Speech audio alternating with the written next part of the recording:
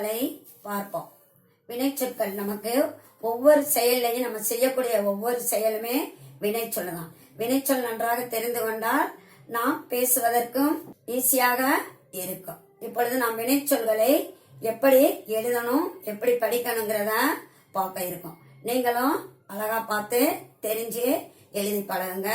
போர்டை பாருங்க.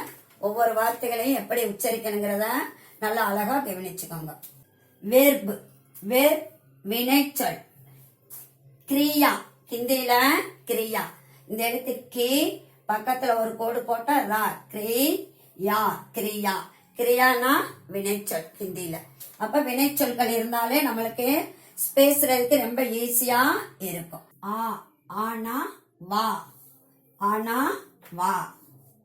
ஜா, ஜானா போ, ஜா போ. கா, கா சாப்பிடு, கானா சாப்பிடு. பி குடி, பீனா குடி. பை இட், பைட் உட்கார். இப்ப இது வரைக்கும் ஒரு எழுத்து சொற்களை நம்ம பார்த்தோம். ஒரு எழுத்து வந்தா எப்படி வாசிக்கணுங்கிறத சொன்னேன். ஆ, ஜா, கா, பி. இப்ப ரெண்டு எழுத்து சேர்ந்து எப்படி நம்ம உச்சரிக்கணுங்கிறத பாக்குறோம்.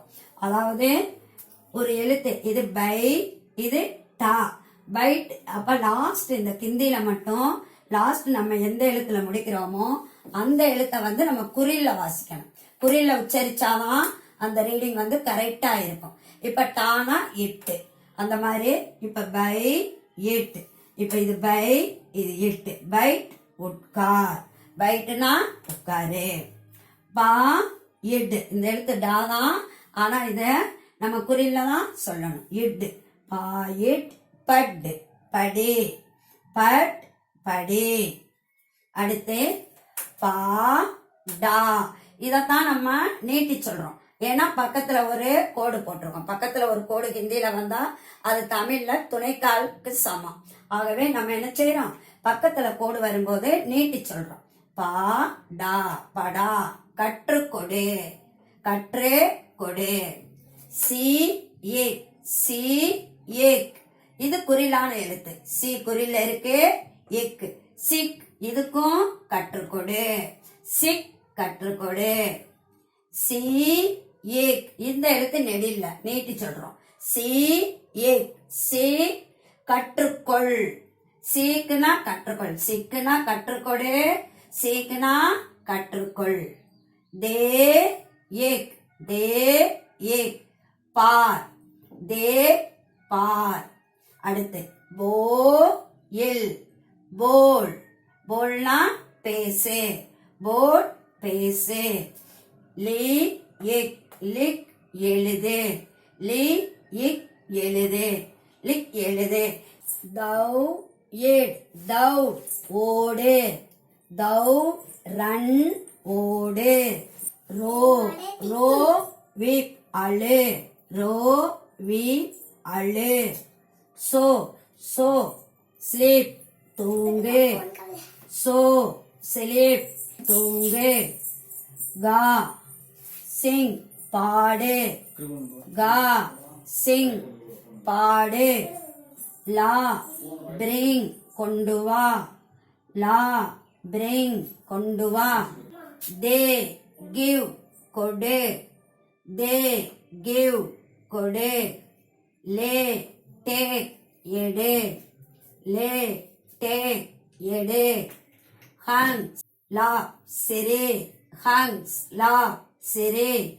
நாச் டான்ஸ் நடனம், நாச் டான்ஸ் நடனம். உதர் இறங்கு, ஊதாயிர் உதர் இறங்கு.